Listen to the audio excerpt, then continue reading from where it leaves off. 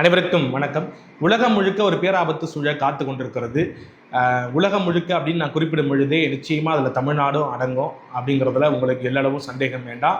அப்ப என்ன பேராபத்து நமக்கு காத்து கொண்டிருக்கிறது, அதற்கான காரணம் என்ன, எப்படி நம்ம தற்காத்து கொள்ள போறோம் அல்லது கடக்க போறோம், இப்படி பல்வேறு கேள்விகள் உங்களுக்கு எழும்பலாம். இப்போ நம்ம பேசிக்கிட்டு இருக்கோம் இல்லையா, 2026 மிடில் ஜூலையில் இப்பையில தொடங்கி 2027 தொடக்கம் வரைக்கும், ஜனவரி பிப்ரவரி வரைக்கும் இந்த பிரச்சனையை நம்ம ஃபேஸ் பண்ண போகிறோம். ஃபேஸ் பண்ணி தான் ஆகணும், வேற வழியே கிடையாது. அப்படி என்னதான்பா பிரச்சனை, ஏன் பூடகமாக சொல்லிக்கிட்டு இருக்கிற, ஆபத்துன்ற பேராபத்துன்ற தெளிவாக விளக்கமாக சொல்லேன் அப்படின்னு நீங்கள் கேட்கக்கூடிய அந்த கேள்வி என்னுடைய காதுகளில் விழுது. டீட்டெயிலாக சொல்லிடுறேன். 2026 ஆண்டு இருக்கு இல்லையா, இந்த ஆண்டை எல்னினோ ஆண்டாக அறிவிச்சிருக்கிறாங்க. எல்னினோனா என்ன? வழக்கமான ஆண்டுகளில் நம்ம சில கிளைமேட்டிக்கல் கண்டிஷன்ஸை சந்திப்போம், கடந்து வருவோம். அதாவது இந்த மாதத்தில் இவ்வளவு மழை பெய்யும், இந்த மாதங்களில் கொஞ்சம் குறைவான மழை பெய்யும், இல்லை அதிகமான மழை பெய்யும், இது இந்த மான்சூன், இந்த மான்சூன் அப்படிங்கிற மாதிரி நமக்கு சில விஷயங்கள் தெரியும். இதுதான் நார்மல் கிளைமேட்டிக்கல் கண்டிஷன்ஸாக இருக்கும். அதே போல் சம்மரில் வெயில் அடிக்கும், சம்மர்லேயும் கொஞ்சம் கொஞ்சம் மழை பெய்யும், இப்படிங்கிற விஷயம்லாம் நமக்கு தெரிஞ்சிருக்கும். ஆனால் இந்த ரெகுலர் கிளைமேட்டிக்கல் கண்டிஷன்ஸ் இருக்குல்ல, இது ஒட்டுமொத்தமாக சேஞ்ச் ஆகி கிளைமேட்டிக்கல் சேஞ்சஸ்ன்னு சொல்லுவாங்க. இது பெரிய அளவுக்கு சேஞ்ச் ஆகி பெரிய அளவுக்கு சமூகத்தில் பாதிப்பை ஏற்படுத்துது, உலகத்துக்கு பெரிய அளவுக்கு பாதிப்பை ஏற்படுத்துதுனாக்கா அதுதான் எல்னினோ ஆண்டு.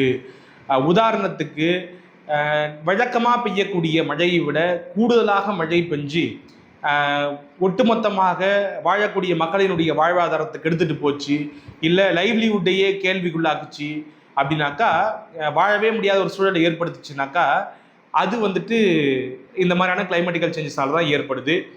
அதே போல் சுத்தமாக மழையே பெய்யாமல் ஒட்டுமொத்தமாக வறட்சி ஏற்பட்டு விவசாயம் பொய்த்து போய் எதுவுமே இல்லாமல் போச்சுனாலும் கூட, தண்ணி அதிகமாக வந்தாலும் பிரச்சனை, தண்ணி இல்லாமலே போனாலும் பிரச்சனை. ஆக இந்த மாதிரியான காலநிலை மாற்றத்தால் ஏற்படக்கூடிய இந்த பேரழிவுகள் இருக்கு இல்லையா, இந்த அழிவுகளை கொண்டிருக்கக்கூடிய அந்த ஆண்டுகளை, இல்லை அது ஏற்படும்னு கணிக்கக்கூடிய ஆண்டுகளை நம்ம எல்னினோ ஆண்டுகள் அப்படின்னு சொல்கிறோம்.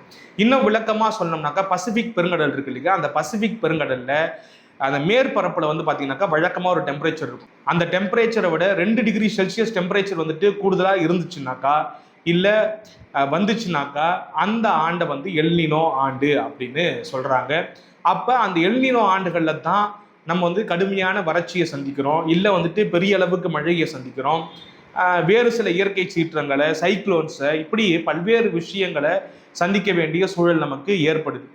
கடந்த காலங்கள்லேயும் இந்த மாதிரியான எல்னினோ ஆண்டுகளை நம்ம பார்த்துருக்கோம். 2015, 2009 காலகட்டங்களில் மிகப்பெரிய வறட்சியை தமிழ்நாடு சந்திச்சிருக்கு. அந்த ஆபத்துகள்ல இருந்து மீண்டு எழுந்து வந்து தான் இன்னைக்கு நம்ம இந்த இடத்துக்கு வந்திருக்கிறோம். அதே மாதிரியான ஒரு ஆண்டாக தான் இது பார்க்கப்படுது. அப்போ 2015 உங்க எல்லாருக்கும் நினைவு இருக்குன்னு நினைக்கிறேன், மிகப்பெரிய அளவுக்கு சென்னை பெருவெள்ளம் ஏற்பட்டுச்சு தெரியுமா. அது ஒரு எல்னினோ ஆண்டு தான். அந்த ஆண்டுல அப்படியான மழை பெய்வதற்கான காரணம் என்னன்னு பார்த்தீங்கன்னாக்கா, ஒட்டுமொத்தமாக இந்த மாதிரி தான் அந்த கிளைமேட்டிக்கல் ஃபேக்டரே ஒட்டுமொத்தமாக சேஞ்ச் ஆகி அந்த பசிபிக் பெருங்கடல்ல அந்த டிகிரி செல்சியஸ் கூடுறப்ப, காலநிலை மாற்றம் தலைகீழா, அதாவது தாறுமாறா மாறுறப்ப என்ன ஆகுதுனாக்கா, வழக்கமாக பெய்யக்கூடிய அந்த மழையை தாண்டி ஒரே நாளில் கிட்டத்தட்ட 36 மணி நேரத்தில் பல சென்டிமீட்டர் மழை பெஞ்சு தான் சென்னை தாங்க முடியாமல் தத்தளிச்சுது. பல உயிர்களை அன்னைக்கு நம்ம பறி கொடுத்தோம் அப்படிங்கிறத நம்ம பார்க்குறோம். உங்கள் எல்லாருக்கும் நினைவு இருக்கும், மேகத்திரச்சின்னு சொல்லுவாங்க. மேகத்திரச்சி, அதுக்கப்புறம் அப்படி இல்லைன்னா கிளவுட் பஸ்டிங், மேக வெடிப்பு அப்படின்னு சொல்லலாம். ஒட்டுமொத்தமாக மேகமெல்லாம் ஒரு இடத்துல திரண்டு அது வெடிச்சு சிதறப்ப என்ன பண்ணுனாக்கா, மழை ஒரு இடத்துல கொட்டி தீக்கிறப்ப எப்படி ஒரு இடம் தாங்கிக்கும். அதுவும் சென்னை மாதிரியான ஒரு சிட்டி, பெரிய அளவுக்கு வடிகால்கள் இல்லாத ஒரு பகுதியில் அவ்வளவு மேகங்கள் ஒரே இடத்துல ஒன்று கூடி மேகத்திரட்சி ஏற்பட்டு மேக வெடிப்பு ஏற்படுறப்ப, கிளவுட் பஸ்ட் ஏற்படுறப்ப, அவ்வளவு மழையும் கொட்டுறப்ப தாங்க முடியாமல் என்ன ஆகுது, அன்னைக்கு நம்ம வாழ முடியாத ஒரு சூழ்நிலைக்கு தள்ளப்பட்டோம். கிட்டத்தட்ட அதுல இருந்து மீண்டு வருவதற்கே சில மாதங்கள் ஆச்சு நமக்கு. பல பேர் பல உடைமைகளை இழந்தோம், நிறைய பரிதபிச்சோம் அப்படிங்கிறது உங்க எல்லாருக்கும் தெரியும். அதே போல வறட்சியையும் நம்ம சந்திச்சிருக்கிறோம். பல ஆண்டுகள் தண்ணீரே இல்லாமல் சென்னையிலையும் கூட நம்ம வறட்சியான ஆண்டுகளை பார்த்துருக்குறோம். வறட்சியின் காரணமாக தண்ணீர் வேலூர்ல இருந்து ட்ரெயினில் கொண்டு வரப்பட்ட அந்த அவல சூழலை எல்லாம் கடந்து தான் வந்திருக்கிறோம். அப்போ இந்த எல்னினோ ஆண்டுங்கிறது ரொம்ப ரொம்ப ஆபத்தான ஒரு ஆண்டு தான், அதில் யாருக்கும் சந்தேகமே வேண்டாம்.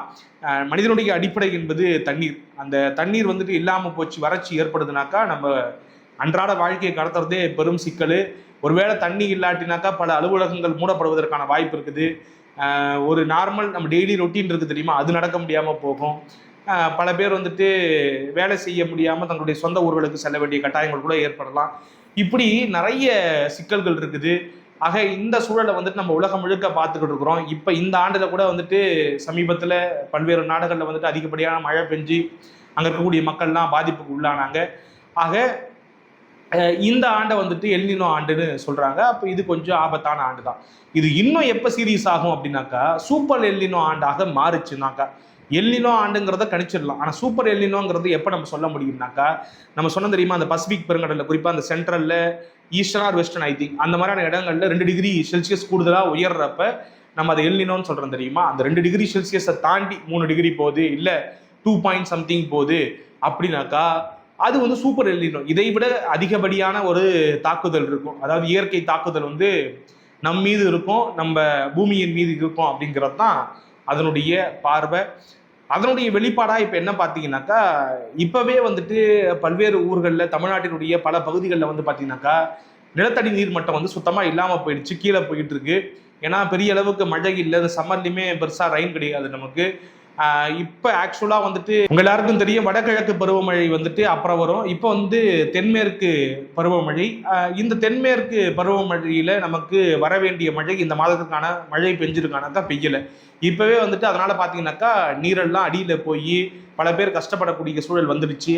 இன்னைக்கு நம்ம தமிழ்நாடு முழுக்க ரிப்போர்ட் எடுத்து பார்க்குறப்ப ஏற்கனவே நம்ம வந்துட்டு கண்டமேனிக்கு ஒரு ரெகுலேஷன் இல்லாமல் போர்வெல்ஸை போட்டு உறிஞ்சி எடுத்துக்கிட்டு இருக்கோம் நீர்களை. பல ஊர்களில் பல மாவட்டங்களில் நிலத்தடி நீரே இல்லாத சூழல் உருவாகி இருப்பதா ஒரு டேட்டா சொல்கிறாங்க.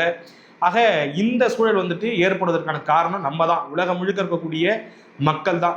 அதில் இந்தியாவுக்கும் பெரும்பங்கு உண்டு.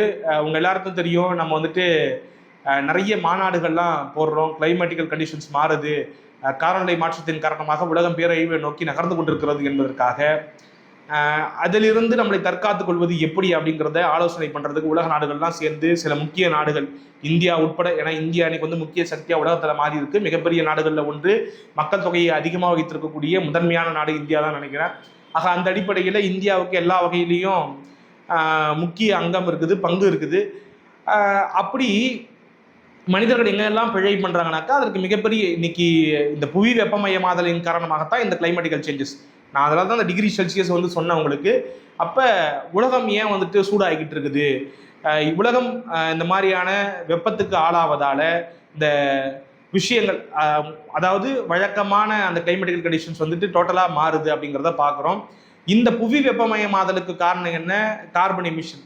நம்ம இன்னைக்கு பயன்படுத்தக்கூடிய எல்லா விஷயமா இருக்கட்டும், நம்ம இன்னைக்கு மின்சாரம் தயாரிக்கிறதுக்காக இருக்கட்டும், நம்ம இன்னைக்கு பயன்படுத்தக்கூடிய வண்டிகள், வாகனங்கள், அப்புறம் இண்டஸ்ட்ரீஸ்ன்னு சொல்லிட்டு எக்கச்சக்கமாக நம்ம வந்து கார்பனை எமிட் பண்ணிட்டு இருக்கோம். அதனால வந்து பார்த்தீங்கன்னாக்கா புவி வெப்பமாகி இன்னைக்கு ஒட்டுமொத்தமாக வந்து பார்த்தீங்கன்னாக்கா குளோபல் வார்மிங்கால கிளைமேட்டிக்கல் சேஞ்சஸ் ஏற்பட்டு இந்த சூழலுக்கு நம்ம தள்ளப்பட்டிருக்கோம். அப்போ இதில் வந்து நம்ம தற்காத்துக் கொள்வது எப்படின்னாக்கா, கூடியமான அளவுக்கு இந்த நான் ரினியூவபிள் சோர்ஸஸை விட்டுட்டு ரினியூவபிள் எனர்ஜி இருக்குது தெரியுமா. இப்போ உதாரணத்துக்கு சூரிய சக்தியாக இருக்கட்டும், இல்லை கடல் நீராக இருக்கட்டும், இந்த மாதிரியான விஷயங்களில் இருந்து எப்படி வந்துட்டு நம்ம வந்துட்டு நம்மளை டெவலப் பண்ணிக்க முடியும், இல்லை ஒரு மாற்றத்தை கொண்டு வர முடியும், ஒரு சேஞ்சை கொண்டு வர முடியும். இப்போ ஃபியூல் இருக்குனாக்கா பெட்ரோலுக்கு பதிலாக என்ன ஆல்டர்னேட்டிவ், டீசலுக்கு பதிலாக என்ன ஆல்டர்னேட்டிவ், அதே போல் வந்துட்டு இண்டஸ்ட்ரீஸில் என்ன மாதிரியான மாற்றங்களை கொண்டு வர முடியும். இப்படி பல விஷயங்களை சிந்திக்க வேண்டிய இடத்துக்கு தள்ளப்பட்டிருக்கிறோம். அந்த வேலைகளை இந்த உலக நாடுகளும் மீட்டிங் போட்டு செஞ்சுக்கிட்டு இருக்கிறாங்க. நம்ம தனி மனிதர்களும் பொறுப்பெடுத்துக்கணும். நம்ம எந்த அளவுக்கு வந்துட்டு தண்ணீரை பயன்படுத்துகிறோம், என்ன மாதிரியான விஷயங்கள் செய்யணும், நம்ம வந்துட்டு இந்த மரம் வைக்கிறதுல எவ்வளவு அக்கறையாக இருக்கிறோம். ஏன்னா மரம் வைத்தல், அதாவது ஒரு நாடுன்னு இருந்ததுனாக்கா அந்த நாட்டில் 1/3 வந்துட்டு மரங்கள் இருக்கணும், காடுகள் இருக்கணும். குறிப்பாக வந்து மரங்களை தாண்டி காடுகள் இருக்கணும்னு சொல்லப்படுது. ஆனால் இன்னைக்கு எந்த அளவுக்கு நம்ம காடுகள் வச்சிருக்கிறோம், ஒட்டுமொத்தமாக காடுகளை அழிச்சிட்டோம். ரிசர்வ்டு ஃபாரஸ்ட்டே இன்னைக்கு வந்துட்டு ரொம்ப ரொம்ப குறைவாக தான் இருக்குது. அப்படி இருக்கக்கூடிய சூழலில் நம்ம வந்துட்டு கொஞ்சம் கொஞ்சமாக பாடம் கற்றுக்கொள்ள வேண்டிய கட்டாயம் இருக்குன்னு நினைக்கிறேன். நம்ம அதெல்லாம் செய்யறது கிடையாது, இருந்தாலும் செய்யணும் அப்படிங்கிறது தான் என்னுடைய வேண்டுகோள். அந்த வகையில் இந்த ஆண்டு வந்து நிச்சயமாக நிறைய கிரைசிஸை ஃபாலோ பண்ண போகிறோம். சென்னை மாதிரியான பெருநகரங்களில் கடுமையான வறட்சி ஏற்பட்டாலும் ஆச்சரியம் கிடையாது, இல்லை பெருவெள்ளம் ஏற்பட்டாலும் ஆச்சரியம் கிடையாது. நமக்கு சில தகவல்லாம் கிடைக்குது. அந்த தகவல் எந்த அளவுக்கு உண்மைங்கிறது தெரியல, ஆனாலும் கூட அந்த தகவலை உங்களுக்கு நான் ஷேர் பண்ணிக்கிறேன். இப்படியும் ஒரு சூழல் வருவதற்கான வாய்ப்பு இருக்குது. என்னன்னா வட மாநிலங்கள் இருக்குது தெரியுமா, அந்த இடத்துங்கள்லாம் பெரிய அளவுக்கு வறட்சி ஏற்பட போவதாகவும், நம்ம ஊர் இந்த தமிழ்நாடு, கேரளா, அப்புறம் வந்து கர்நாடகா இந்த சைடு இருக்கு தெரியுமா, இந்த சென்ட்ரல் கர்நாடகா தவிர்த்து மற்ற பகுதிகள், ஆந்திரா, அதுக்கப்புறம் வந்துட்டு நார்த் ஈஸ்ட் பகுதிகள்லாம் வந்துட்டு கடுமையான மழை பொழிவு இருக்கும். அதாவது வழக்கத்துக்கு மாறான இந்த கிளவுட் பஸ்ட் சொல்ல தெரியுமா, அந்த மேக வெடிப்பெல்லாம் ஏற்பட்டு பெருமழை ஏற்படுவதற்கான வாய்ப்பு இருப்பதாகவும் சொல்லப்படுது. அப்போ என்ன மாதிரியான சூழலும் ஏற்படலாம், அதாவது நம்மளால கணிக்க முடியாது. அப்படிப்பட்ட ஒரு ஆண்டு தான் இந்த ஆண்டு அப்படிங்கிறத மட்டும் தெளிவாக ஐநா சொல்லியிருக்கிறாங்க. சுகாதாரம் சார்ந்து, அதே போல இந்த உணவுப் பொருட்கள்லாம் இருக்கு தெரியுமா, அது சார்ந்த விஷயங்கள்ல முன்னெச்சரிக்கையாக ஒரு நாடு இருக்கணும், ஒரு மாநிலம் இருக்கணும் அப்படிங்கிறது ஐநா அறிவுறுத்திருக்கிறாங்க. ஏன்னாக்கா இந்த மாதிரி வந்துட்டு வறட்சி ஏற்படுறப்ப, நீர் இல்லாத சூழல் ஏற்படுறப்ப கடுமையான நோய்கள்லாம் வர்றதுக்கான வாய்ப்பு உண்டு. அதே போல் நிறைய மழை பெஞ்சாலும் நிறைய சிக்கல்கள் வரும். அப்போ ஹெல்த் அட்வைசரிங்கிறது அவங்க சார்பில் இருந்து கொடுக்கப்பட்டிருக்கிறது. அப்போ அதற்கு எல்லா வகையிலையும் தயார் நிலையில் அரசாங்கம் இருக்கணும். கடுமையான வறட்சி ஏற்பட்ட என்ன மாதிரியான நோய்கள் தாக்குவதற்கான வாய்ப்புகள் இருக்கிறது, அப்போ எப்படி மக்களை பாதுகாக்கணும் அப்படிங்கிற மாதிரியான விஷயங்களை அவங்க அறிவுறுத்திருக்கிறாங்க. அதே போல உணவு சார்ந்த பிரச்சனைகள் நிச்சயம் எழும்போம். ஒட்டுமொத்தமாக விவசாயம் பொழித்து போச்சு, வறட்சி ஏற்பட்டுருக்குனாக்கா அப்போ நமக்கு வந்துட்டு அடிப்படையாக தேவை உணவுங்கிறதால உணவு இல்லாத ஒரு சூழல் ஏற்படுறதுக்கான வாய்ப்பு இருக்குது. கிராப்ஸ்லாம் ஒட்டுமொத்தமாக கருகி காலியாகி, இல்லை அதற்கு வாய்ப்பே இல்லைங்கிற சூழல் ஏற்பட்டுருச்சுனாக்கா அப்போ அதற்கான முன்னெச்சரிக்கை ஏற்பாடுகள் எப்படி நம்ம வந்து ஸ்டோர் பண்ணி வைக்க போகிறோம், பாதுகாத்து வைக்க போகிறோம் அந்த உணவுப் பொருட்களை எல்லாம் அப்படிங்கிற கேள்வியையும் முன்வைக்கிறாங்க. அப்போ இதற்கான தீர்வு என்னங்கிறத அரசாங்கம் தான் முன்னெடுக்க முடியும். தனி மனிதர்களாக இருக்கக்கூடிய நம்ம வந்துட்டு அதை செய்ய முடியாது. நம்மளால் முடிஞ்ச பங்களிப்பை என்ன செய்ய முடியும், இனி வரக்கூடிய நாட்களில் இந்த மாதிரியான காலநிலை மாற்றங்கள்லேருந்து நம்மளை தற்காத்துக் கொள்வதற்கு என்னெல்லாம் பண்ண முடியுமோ அதை இப்போவே தொடங்க ஆரம்பிங்க. அந்த சின்ன சின்ன மாற்றத்துக்கு நீங்கள் வித்துடுங்க, குட்டி குட்டி மரம் நடுங்க, அங்கங்கே சில தனி மனித ஒழுக்கங்களை நீங்கள் பேணி ஃபாலோ பண்ண ஆரம்பிங்க.